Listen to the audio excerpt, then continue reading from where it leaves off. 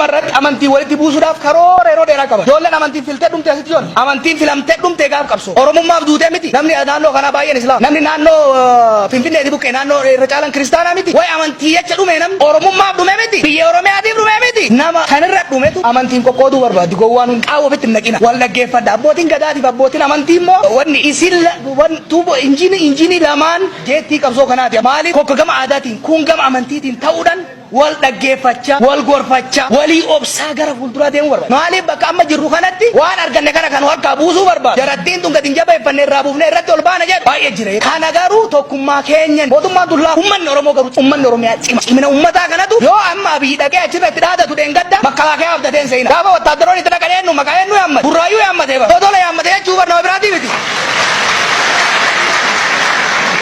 Saataatu abiyyi islammaanis yoo gadi baanee dhaadannee dubbannu waraana duuba abdannu mi guddaa kakam isinii fi rabbi qofa abdanneeti kan dubbannu rabbi bira jirti ta isinii immoo isin bira jirti akka amma duraatitti falmannee dhaadannee girgaara fedhetti buune warra taankii meeqa qabu feesbuukiin akka harcaafne sanii arrallee taayitaa seentee tana akka biyya kanaaf ta'utti akka uummata keenyaa ta'utti ka godhuu dandeenyu ani isinin kijibu mootummaan isinaa kijibu eewumsa kana bakkaan gahuudha humni kan jiru eerroo kana humni kan jiru isin harka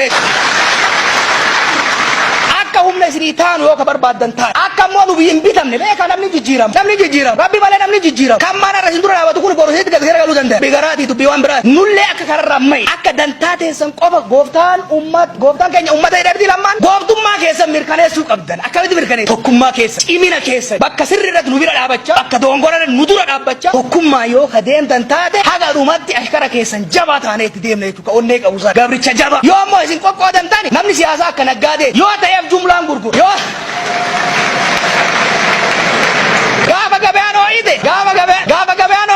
gabaan ooyite jumlaan gurguru gaafa gabaan qorrite chirichaarotti seena gabaan Oromoo ooyite jechuun tokkummaan Oromoo gaafa cime paartileen siyaasaa hoogganni siyaasaa waan Oromoo maraaf ta'uun as bahe gaafa isin immoo gosaan amantiin qe'een wal qoqqooddani shunkurtii fi goommana chirichaaroo isin godhatee isin gurgurata.